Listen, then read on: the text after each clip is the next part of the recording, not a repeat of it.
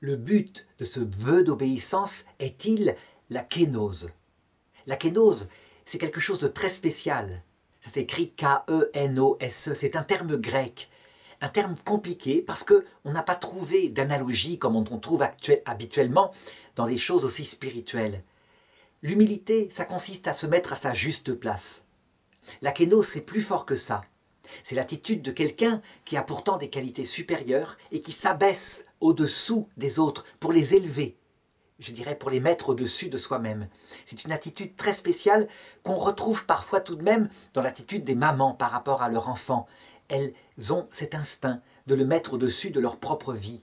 C'est l'attitude aussi que Dieu a lorsqu'il vient sur terre, qu'il se fait homme, qu'il s'abaisse au-dessous de nous au point qu'on peut même le tuer.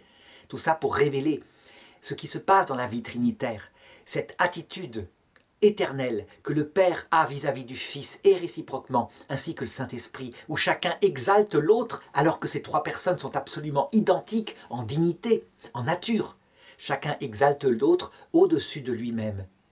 Quand le Fils dit le Père est plus grand que moi, c'est un peu analogue. Ou quand le Père dit « je l'ai exalté, je l'exalterai encore ».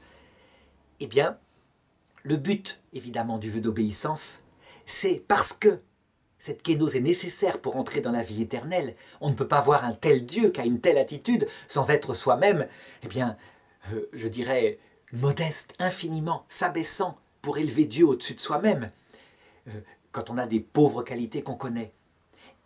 Et donc, il est nécessaire pour voir Dieu de mourir à soi-même.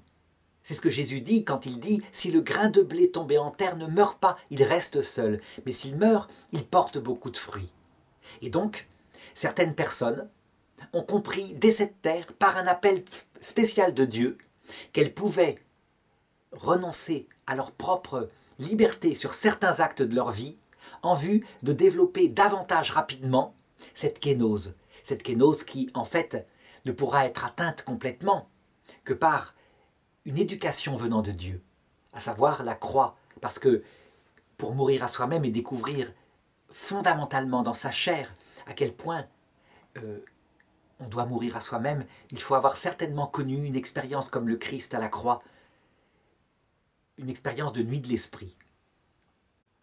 En tout cas, ce qui est sûr, c'est que le vœu d'obéissance lui-même a comme finalité l'acquisition, autant que faire se peut, je dirais à travers cette ascèse extraordinaire qui s'appelle l'acquisition de la kénose.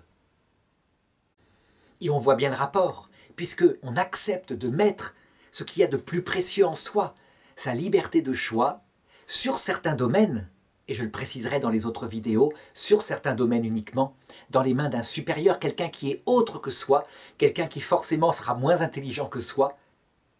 C'est donc, je dirais, un acte sacrificiel très important, mais extrêmement adulte quand il est pensé dans cet esprit-là.